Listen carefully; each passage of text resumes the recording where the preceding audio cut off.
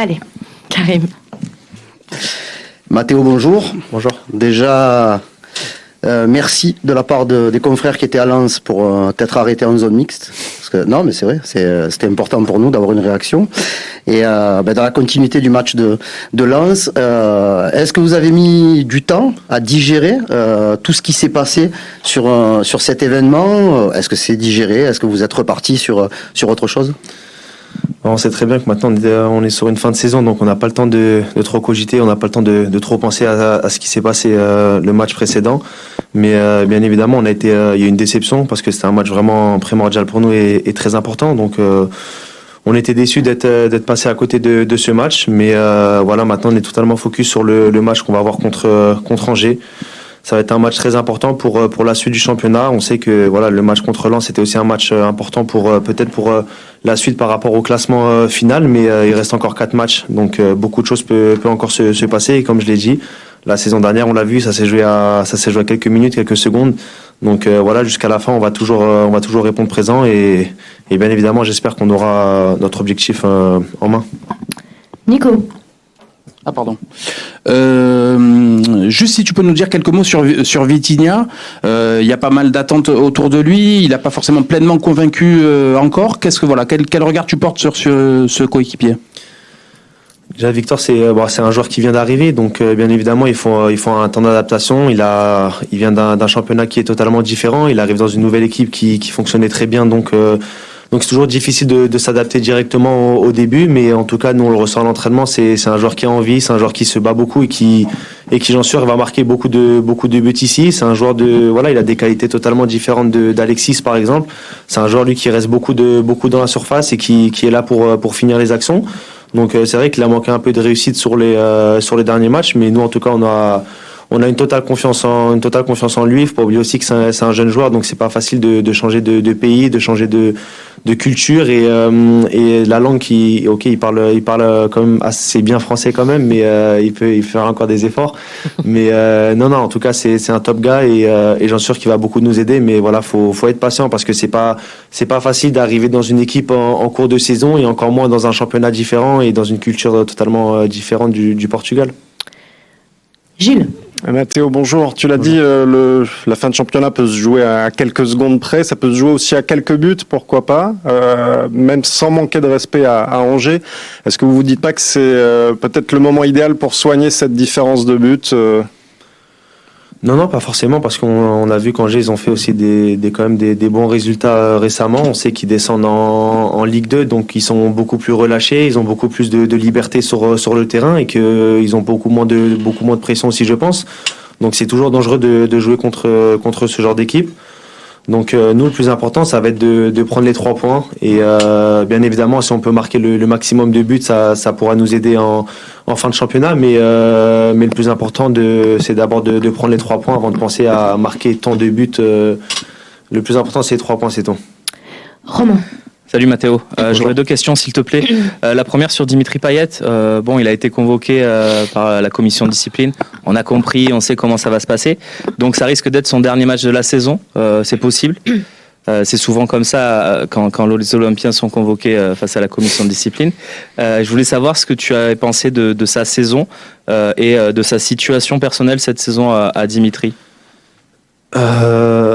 Moi, Jim, c'est une situation assez délicate pour lui parce que voilà, on sait qu'il a beaucoup apporté la saison dernière, qu'il a fait une saison extraordinaire et que cette saison il a beaucoup moins de temps de jeu. Donc je pense que ça n'a pas été facile pour lui au début, mais voilà, au fur et à mesure de la saison, il a toujours été là pour l'équipe, il a toujours été là pour le groupe. On le voit quand il rentre 10 minutes, 12 minutes, 15 minutes ou peu importe, il a toujours répondu présent. On l'a vu le match contre Lens, le match contre Auxerre aussi récemment.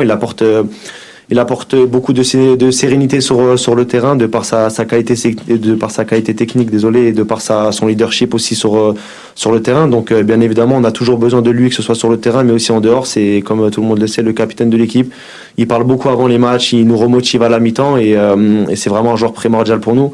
Donc bien évidemment, j'espère qu'il jouera encore jusqu'à la fin de saison avec nous. Et en tout cas, je suis sûr que s'il est amené à jouer ou amené à rentrer sur le terrain contre Angers ce week-end, il va beaucoup nous aider. Et voilà, il sera décisif, ça j'en suis persuadé encore. Et te concernant, Ça fait quelques matchs que ça devient un peu compliqué pour toi en termes de temps de jeu.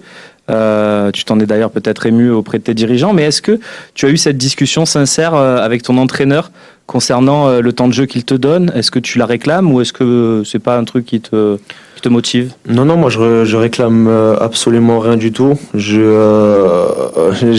un contrat, donc bien évidemment tout ce que je le fais, c'est pour l'Olympique de Marseille. J'ai toujours fait face à mes responsabilités, que ce soit sur le terrain et en dehors. J'ai fait face à j'ai des engagements et je m'y tiendrai jusqu'au bout. Je ferai toujours tout pour l'équipe, toujours tout pour le club. Donc certes, c'est pas facile d'être sur le banc parce que comme tout le monde le sait, je suis un compétiteur, j'ai toujours voulu aider l'équipe le maximum, et forcément quand tu es sur le banc, tu te sens un peu impuissant de pouvoir aider tes coéquipiers sur le terrain. Mais voilà, quand on a fait appel à moi, je l'ai montré récemment, je peux beaucoup apporter à l'équipe, donc je suis forcément une plus-value pour l'équipe. Après il faut continuer de travailler et en tout cas c'est sûr que si je suis amené encore à jouer titulaire ou amené à rentrer sur le terrain, je donnerai toujours tout et essayer d'être le plus décisif possible pour l'équipe pour que j'aide à accomplir notre objectif. Mais en tout cas non, je demande rien du tout et je resterai comme je suis avec mes valeurs et je resterai droit dans mes bottes. Flo. Mathéo, au fond Oui. à gauche, deux petites questions s'il te plaît pour rester sur ce thème si tu veux bien. Plusieurs médias ont écrit que tu avais eu une discussion avec Javier Ribalta autour de Lyon. Est-ce que justement tu as parlé de ta situation avec les dirigeants et sans dévoiler de secret, quelle est un petit peu ta position? Est-ce que tu leur as dit que tu voulais partir dans ces conditions si tu n'as pas plus de temps de jeu la saison prochaine? Est-ce que tu y vois plus clair sur ton avenir s'il te plaît?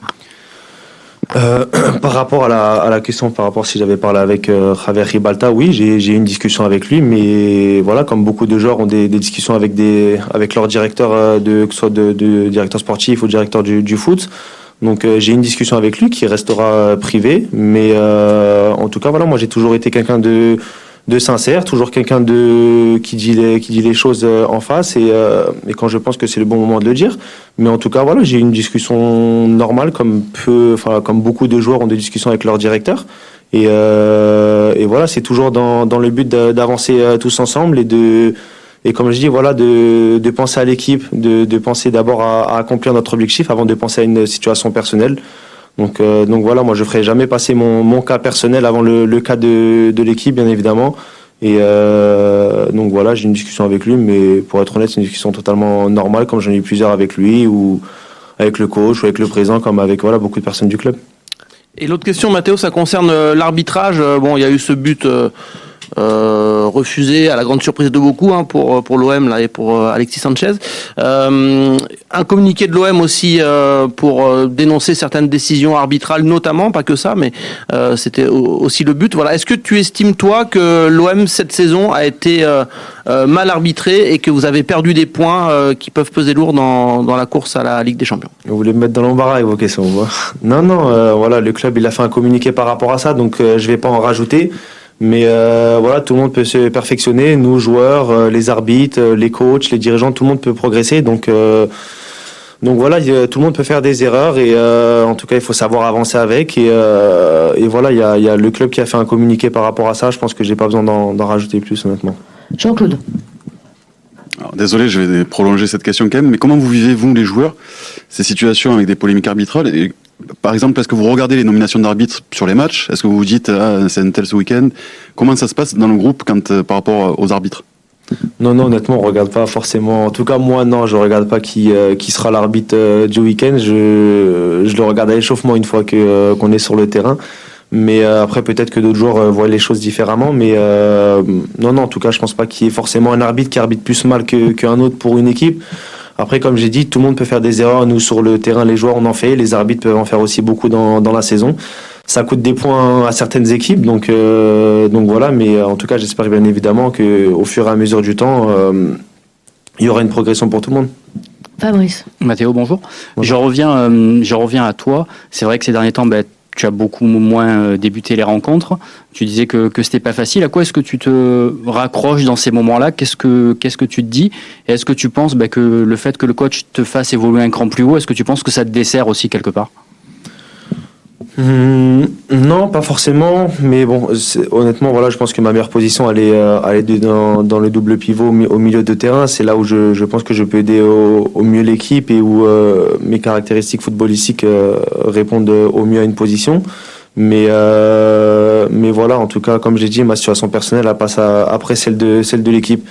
Il reste très peu de matchs, donc on n'a pas le temps de pleurnicher, on n'a pas le temps de râler. C'est l'objectif commun qui est aujourd'hui de terminer deuxième et de se qualifier pour la Ligue des Champions. On pense tous à ça et pas autre chose. Après, voilà, il y aura des discussions cet été, mais en tout cas, le plus important, c'est d'abord de finir le championnat et j'espère de se qualifier en Ligue des Champions. Karim. Deux petites questions, s'il te plaît, pour revenir un petit peu sur toi et ta relation avec l'Olympique de Marseille. Tu es là depuis 2 saisons maintenant. Tu es arrivé, je me rappelle, en sortie de blessure du championnat allemand. Comment tu estimes avoir grandi dans ce club avec des coachs différents, avec des gens de la direction qui sont arrivés aussi en cours de route? Comment tu juges ta progression? Honnêtement, je pense que j'ai fait quand même beaucoup de très belles choses ici, beaucoup de choses positives. J'ai toujours, en tout cas, essayé de donner le maximum de moi-même. J'ai toujours essayé d'être le meilleur possible sur le terrain pour essayer de faire grandir l'équipe, pour essayer de me faire grandir moi aussi et bien évidemment le club. Donc voilà, après comme vous l'avez dit, il y a un coach qui était là la saison dernière, un nouveau coach cette année, donc ça demande forcément un football différent. Il faut savoir s'adapter à n'importe quel type de football au jour d'aujourd'hui, mais en tout cas voilà, je pense avoir montré de très belles choses depuis 2 ans maintenant. Après, comme tout le monde le sait, on peut toujours progresser, on peut toujours faire plus, mais en tout cas, comme j'ai dit, je pense que ça a été pour moi l'un de mes meilleurs choix de ma carrière de signer ici, parce que j'ai eu vraiment que de belles choses qui ont suivi, et voilà, on a encore de belles choses à poursuivre ici. Et la deuxième, vous avez connu un gros trou d'air au Vélodrome entre mi-janvier et le mois d'avril. Bon, il y a beaucoup de gens qui n'ont pas compris. Je pense que vous les premiers, vous compreniez pas trop où se situait le problème. Là, vous venez d'enchaîner 2 victoires contre 3 et Auxerre. Le public sera encore au rendez-vous puisque l'OM va boucler une saison à guichet fermé en championnat. Dans quelle mesure ce public-là vous a aidé à relever la tête un petit peu, même dans les moments difficiles que vous avez vécus dans ces moments de non-victoire?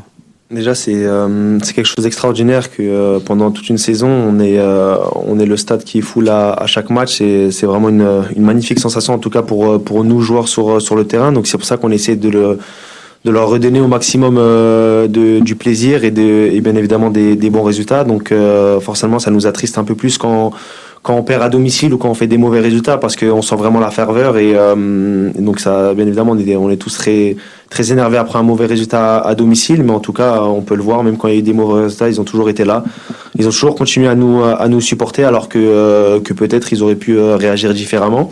Et c'est ce qui fait aussi qu'on a réussi peut-être à rester aussi dans la course pour la deuxième place et dans la course pour la Ligue des Champions de la saison dernière, parce que on sait très bien qu'aussi quand ça se passe pas forcément très bien avec les supporters, la saison peut tourner dans l'autre sens. Mais voilà, ils ont toujours été derrière nous et c'est pour ça que nous sur le terrain, on essaye au maximum de leur donner du plaisir et qu'ils soient fiers de nous. Oui. Le Vel est plein à tous les matchs, toi qui es là depuis 1 an. Est-ce que tu as senti une ferveur particulière cette saison? Est-ce qu'il y a plus de monde, moins de ferveur, plus de monde, plus de ferveur? Est-ce que tu as senti un changement par rapport à la saison dernière? Non, honnêtement, pas forcément. La saison, quand même, la saison dernière, je sais pas si c'était à tous les matchs, mais en tout cas, une bonne partie des matchs, c'était aussi complet. Donc, il y avait aussi une ferveur extraordinaire et de par aussi les bons résultats avec la deuxième place, comme le scénario s'est fini aussi la saison dernière avec le dernier match à domicile contre Strasbourg, on fait une saison extraordinaire. Donc, non, c'est vraiment les 2 saisons elles sont identiques en termes de soutien et de ferveur. Flo. Ouais, 2 petites questions aussi, dont une autre sur le public, Mathéo. Ce qui a frappé beaucoup de monde lors du dernier match à domicile, c'est quand tu entres simultanément avec Dimitri, il y a une énorme ovation.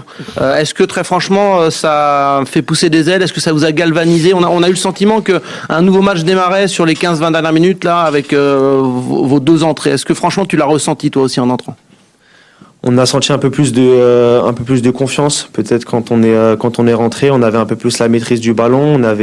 On s'est procuré un peu plus de situations et on a senti un jeu un peu plus huilé. Et après voilà, on a tous des qualités différentes sur le terrain et chacun doit amener ses qualités pour l'équipe. Mais oui, en tout cas, c'est vrai que notre entrée a fait la différence contre Auxerre. Elle aurait pu aussi se faire contre Lens.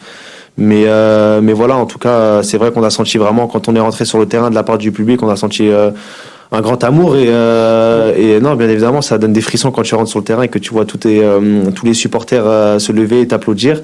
Ça te donne encore plus de force. Et en tout cas, voilà, je sais qu'en tout cas pour ma part et maintenant que moi qui connais très bien Dimitri, on se donnera toujours à 100%, voire plus pour aider l'équipe et pour accomplir nos objectifs. Et l'autre question que je voulais te poser, donc là le sprint final commence vraiment et bon, la petite particularité des 2 prochaines journées, c'est que vous n'allez pas jouer en même temps. Ce soir il y a Lens qui joue. Voilà, est-ce que tu te poses dans le canapé devant la télé et s'il faut crier à les Reims, tu le dis. Enfin voilà, comment tu vis le match? Est-ce que tu vas le vivre comme un supporter ou pas, sincèrement, ou est-ce que tu préfères évacuer et tu regardes le résultat à la fin? Non, ce serait mentir de dire que je regarderai pas le match. Et puis de toute manière, de manière générale, je regarde tous les matchs, même de la Ligue 2, même de la Nationale. Donc ce serait mentir de dire que je regarderai pas le match de Lens.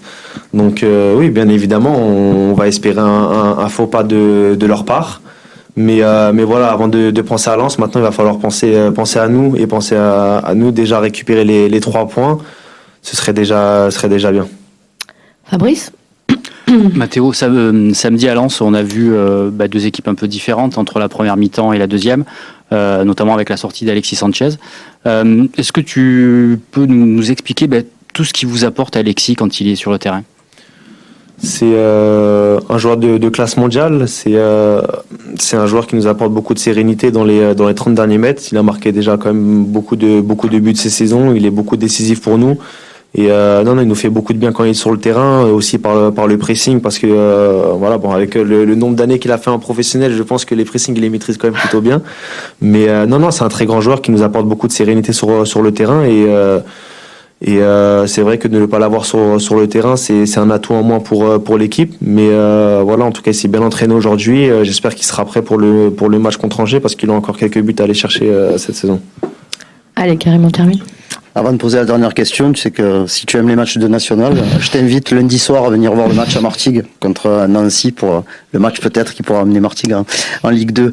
Juste pour parler de choses plus sérieuses, est-ce que tu peux nous dire comment toi tu estimes la progression du groupe à travers les mois qui sont passés par rapport à votre prise de contact avec le coach au mois de juillet? C'était compliqué parce que il est arrivé dans un contexte différent, mais il a fallu quand même du temps pour assimiler ses principes et sa méthode. Comment toi tu as vécu cette montée en puissance et pour le groupe? C'est vrai qu'au tout début, c'était un peu compliqué parce que voilà, comme j'ai déjà dit, un nouveau coach qui arrive, nouvelle philosophie de jeu, nouveau football. Donc beaucoup de choses étaient différentes de celles de la saison passée. Aussi beaucoup de joueurs qui sont arrivés, donc il a fallu vraiment un gros temps d'adaptation. Mais au fur et à mesure de la saison, on l'a vu, on est monté en puissance. Après, c'est vrai qu'on a eu un petit coup de moins bien, mais je pense que la saison, quand même, dans l'ensemble, il y a beaucoup de joueurs qui ont progressé. Il y a beaucoup de joueurs qui ont progressé. Après, il y a que les résultats qui comptent. Hein. On est tous des footballeurs, donc on veut tous forcément être le plus haut possible. Donc, les résultats de cette fin de saison diront comment on a avancé tous ensemble. Mais en tout cas, il y a eu une belle avancée depuis le début de saison et bien évidemment, ça se traduira ou pas aussi par les résultats de cette fin. Merci beaucoup. Merci. Bonne journée à tous. Bonne journée.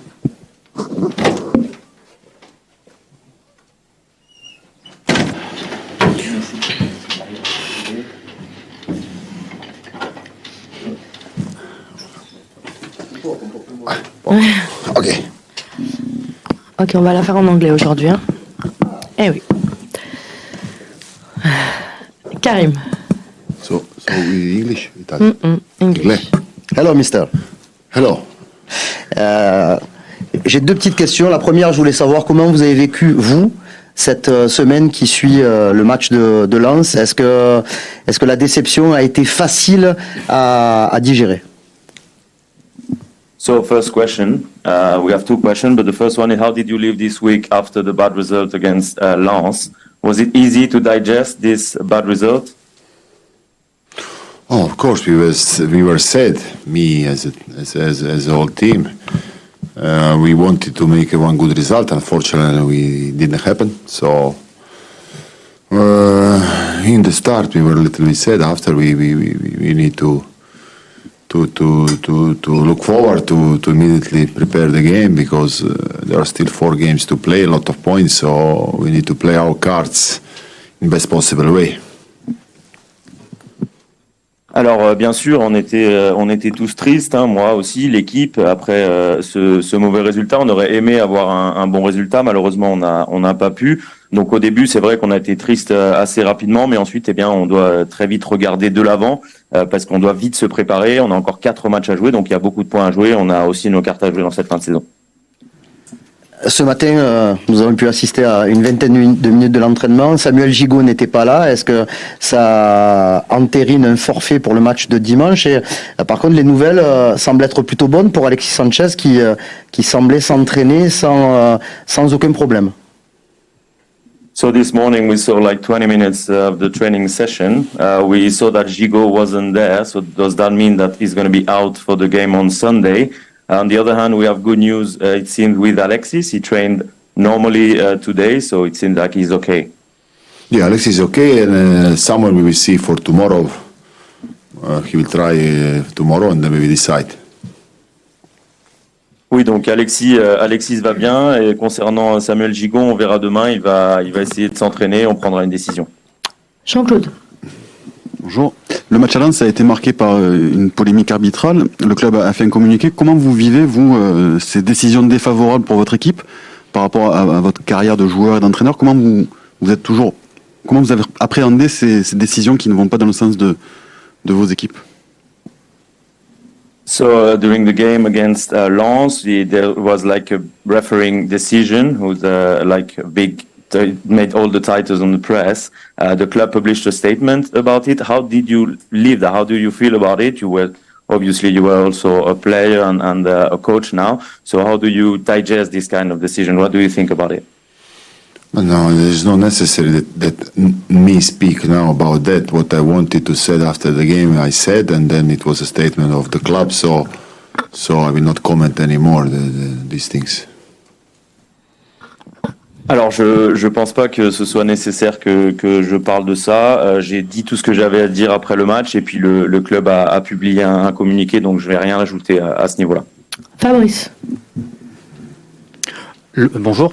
Lors des 2 derniers matchs contre Auxerre et Lens, il y a 2 de vos entrants, Matteo Guendouzi et Dimitri Payet, qui ont fait des entrées très intéressantes.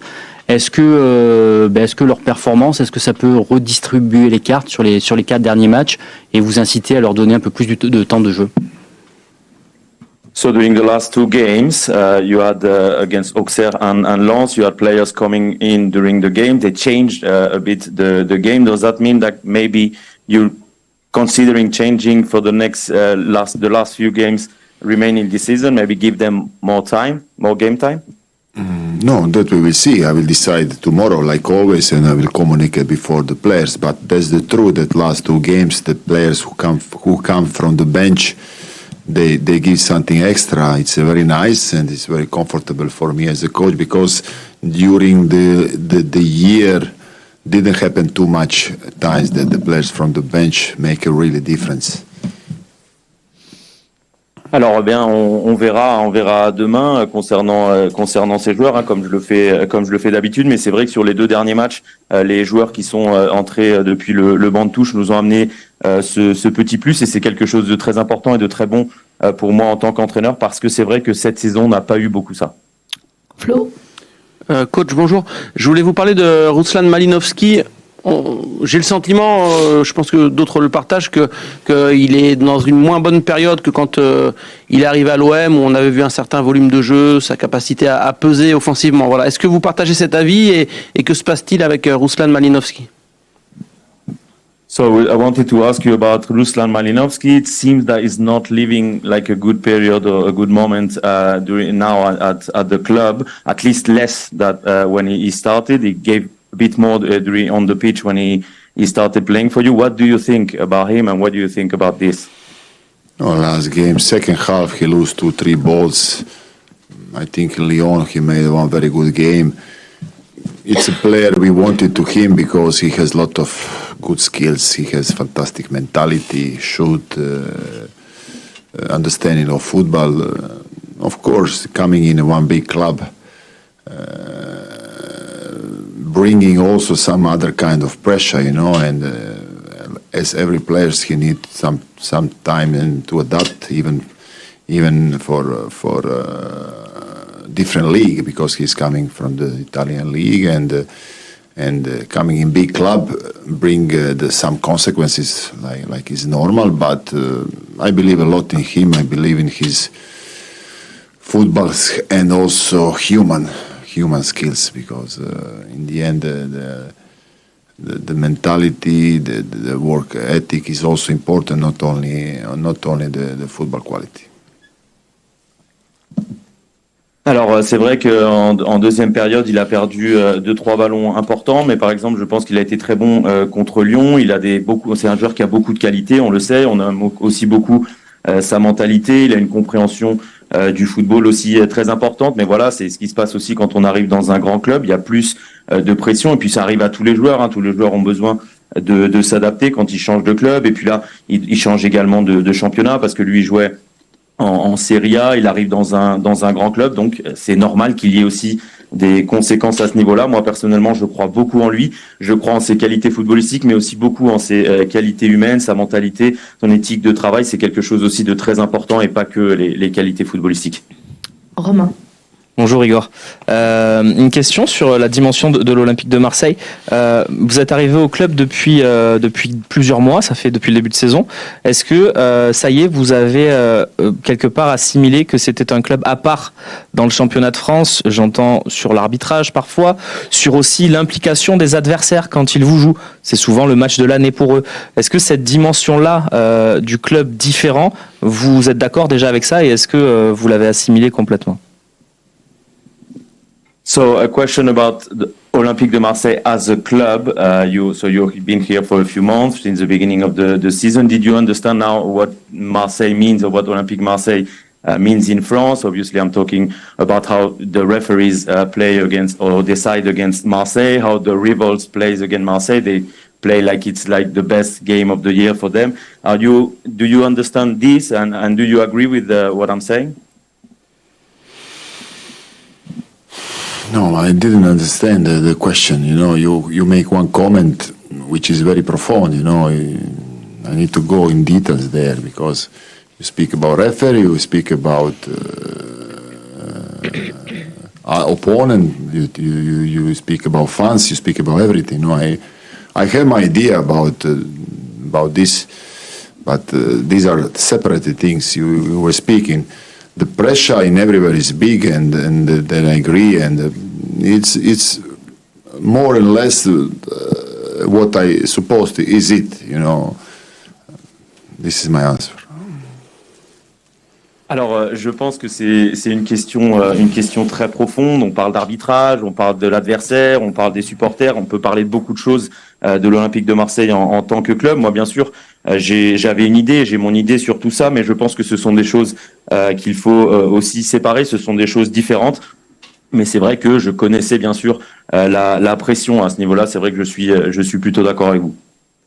Xavier ? Bonjour coach, j'ai une question qui va peut-être vous sembler un peu naïve. Elle fait écho à un élément de langage qui est assez régulier dans le football, c'est les fameux détails. Et c'est vrai que par exemple, si on regarde vos matchs cette saison au Parc des Princes, vous faites un bon match, ça tourne pas en votre faveur. Contre Lens, vous méritez sans doute mieux, ça va pas dans votre sens. Et à Lyon, dans le sens inverse, vous vous imposez. Mais ça joue à pas grand-chose à chaque fois, entre guillemets. Je veux savoir déjà, derrière cette expression des détails, qu'est-ce que vous mettez? Parce que potentiellement, on peut mettre plein de paramètres, de facteurs. Et ensuite, est-ce que vous estimez que ces détails, c'est quelque chose qui est intrinsèque au football? C'est-à-dire qu'on a beau faire la meilleure préparation possible, il y aura toujours, entre guillemets, une marge de hasard, d'incertitude? Ou est-ce que, à contrario, c'est quelque chose qu'on peut corriger, sur lequel on peut s'améliorer? Merci, désolé pour la traduction. So yeah, a question about an expression we talk a lot in football. We talk a lot about details. What I mean is that, for example, against PSG, you had a really good game. In the end, the result was not good. Against Lens, you had a really good game too, but the result wasn't good. But against Lyon, you won the game. So we're talking about details. Like this expression, what does it mean for you in football? The expression details. And do you think that we can prepare that? Because sometimes you can have the best preparation ever, and with some detail you can lose a game. Do you think that you can progress and develop this thing to avoid all these details? Oh, this is a... We can speak hours about this, because details sometimes are details and sometimes they are not details. Sometimes they are big things. There are somebody who said in the end that one time what you lose, sometimes you take from the football. You know that in the end the football is correct, but I'm not agree with this. The details are also decided by the players and by the coach. You know, and sometimes the details decide the games, and sometimes they don't decide the games. Some details are important more, and some details are important less. If you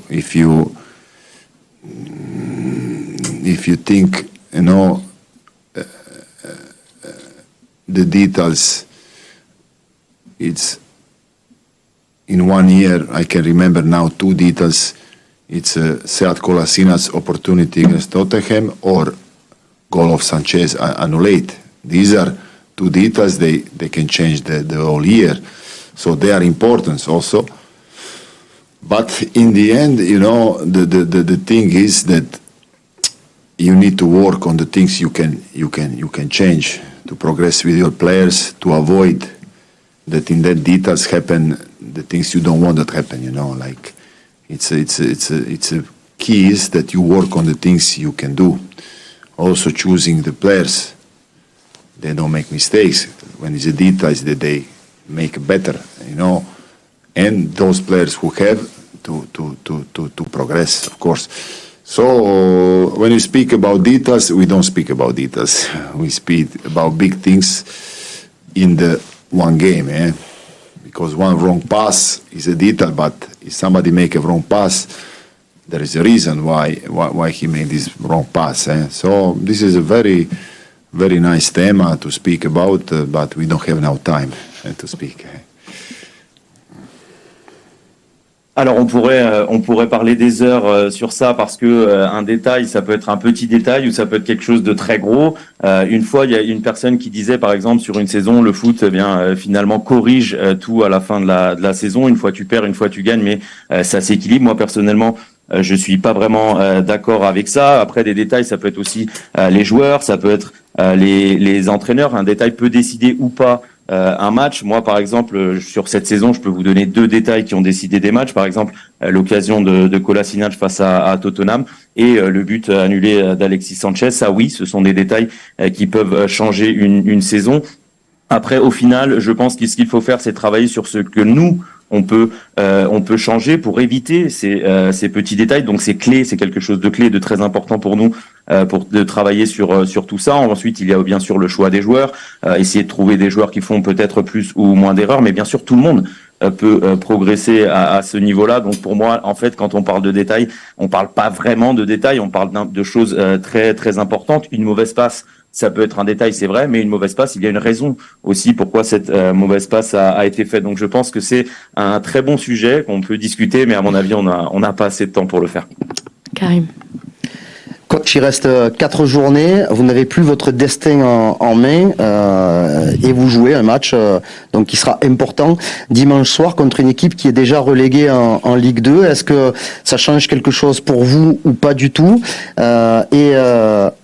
Je suppose bien entendu que vous attendez une victoire de la part de votre équipe, mais la différence de but peut être aussi importante dans ce genre de match.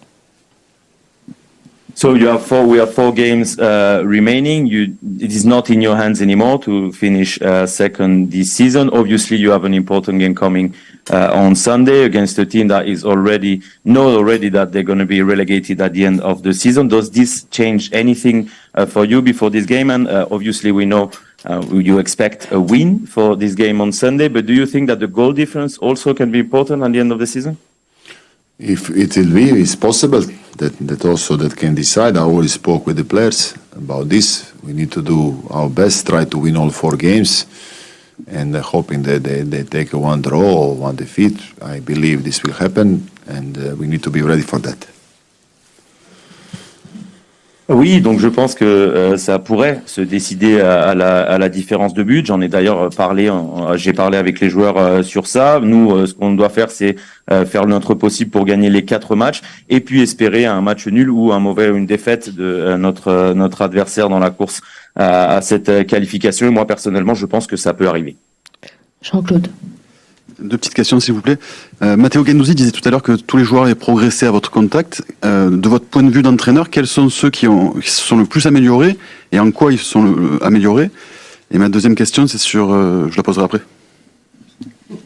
So 2 questions. The first one, we talked with Matteo Guendouzi before, and he said that all players progressed a lot or developed a lot with you as a coach this season. Can you tell us who do you think progressed the more this season with you, Matteo. And how? You said this, then Matteo progressed more. Donc Matteo a progressé le plus. No, it's now to speak individually. No, it's part of the job of the coach. I think it's more the players progress and more team is better. This is very simple because there is an organization of the game and there is individual players. And one important part of the job of the coach is to progress the players, to make them better. Non, on va pas parler de cas individuels. Hein. C'est aussi un travail de coach de faire progresser tout le monde parce que plus les joueurs progressent aussi individuellement, meilleure l'équipe sera. C'est quelque chose de très simple. Il y a toujours l'organisation en tant qu'équipe et puis après, lors des matchs aussi, on a l'individuel qui prime. Donc c'est très important de faire progresser tout le monde. Et un mot sur Alexis Sanchez. Sa sortie à la mi-temps à Lens a changé le visage de l'équipe. Je sais que vous en avez déjà beaucoup parlé de son apport pour vous, mais qu'est-ce que ça a changé justement sur cette rencontre-là? Qu'est-ce qui vous a manqué avec sa sortie? Et en quoi il est important justement cette saison?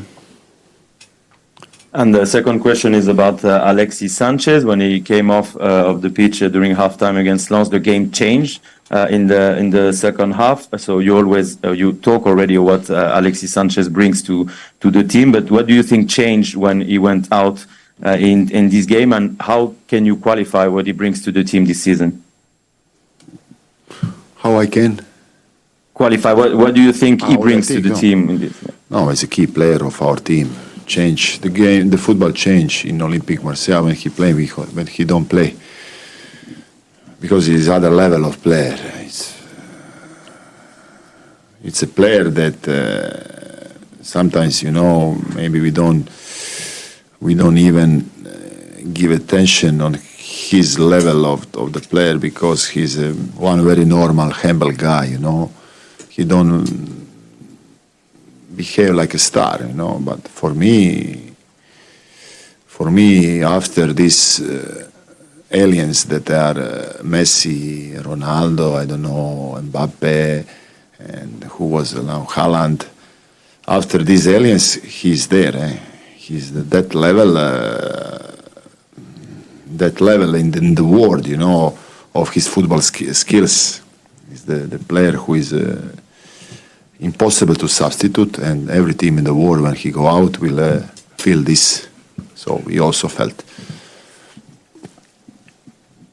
Alors bien tout simplement, c'est un joueur clé pour nous. Hein. Il y a un OM avec et un OM sans Alexis Sanchez parce que c'est un joueur d'un autre niveau. C'est vrai que parfois eh bien on oublie peut-être ça, on ne fait pas trop attention à ça parce que c'est quelqu'un de très normal, de très humble quand il est ici, il ne se comporte pas comme une star. Mais pour moi, après les aliens qu'il y a dans le football, donc on pourrait dire Messi, Cristiano Ronaldo, Mbappé ou Haaland, eh bien je pense qu'il est juste dernier. C'est un niveau proche de classe mondiale de par ses qualités. Et bien logiquement, c'est un joueur irremplaçable. Donc quand il est pas là, bien on le ressent.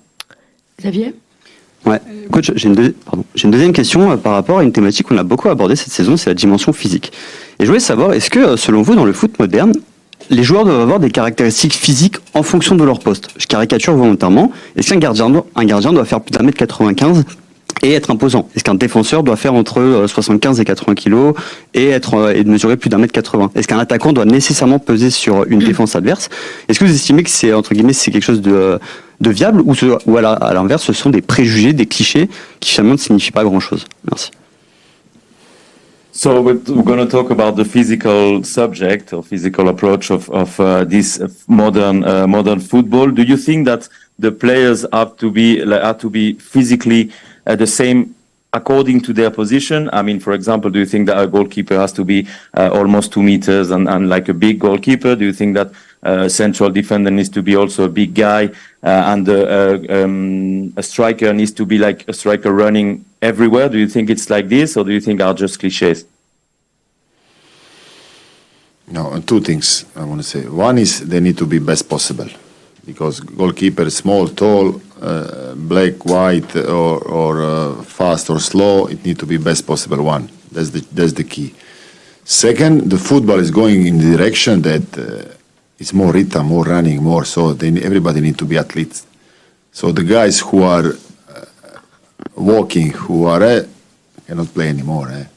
So this is the football is going in that direction, because if you watch the games on high level, other day I watch Arsenal City. It was a game like up and down, and it will go everything in that direction.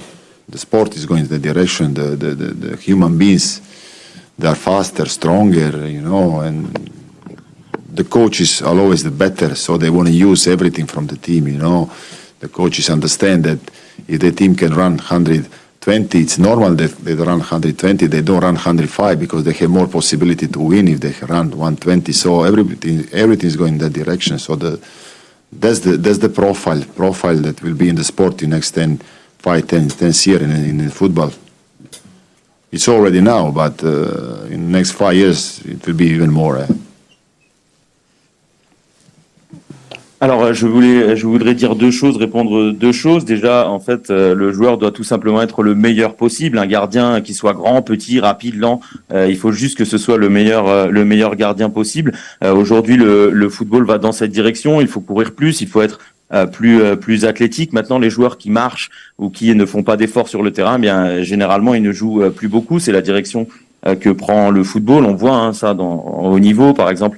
Alors du match Arsenal-Manchester City, on a vu que ça partait un petit peu dans tous les sens. Et puis je pense que ce n'est pas que et spécialement le football, mais le sport en général prend cette direction. Maintenant, les athlètes sont plus forts, sont plus rapides. Donc le coach logiquement, un entraîneur veut utiliser les meilleurs joueurs possibles. S'il sait que son équipe peut courir 120 km, eh bien pour lui, ce sera quelque chose de normal, parce que s'il court 120 km au lieu de 105 km, eh bien il sait qu'il y aura plus de possibilités de gagner. En tout cas, on va dans cette direction. Je pense que c'est le profil que prend aussi la direction, que prend un petit peu le sport et que va prendre le sport dans les 5-10 prochaines années. C'est déjà le cas, mais ça peut être encore pire dans les prochaines années.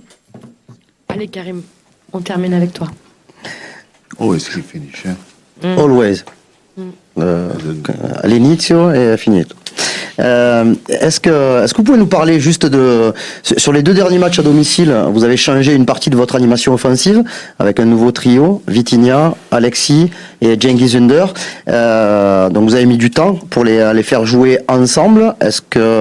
Pourquoi ça a pris autant de temps selon vous, et qu'est-ce que ça vous apporte aujourd'hui?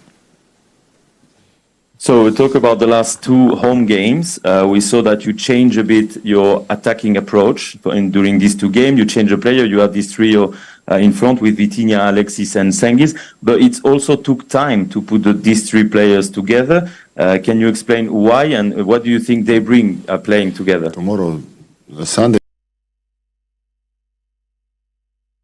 so we don't need to comment. Alors dimanche, ça ne se passera pas comme ça, donc il n'y a rien à commenter à ce niveau-là. Merci. Merci. Bye bye.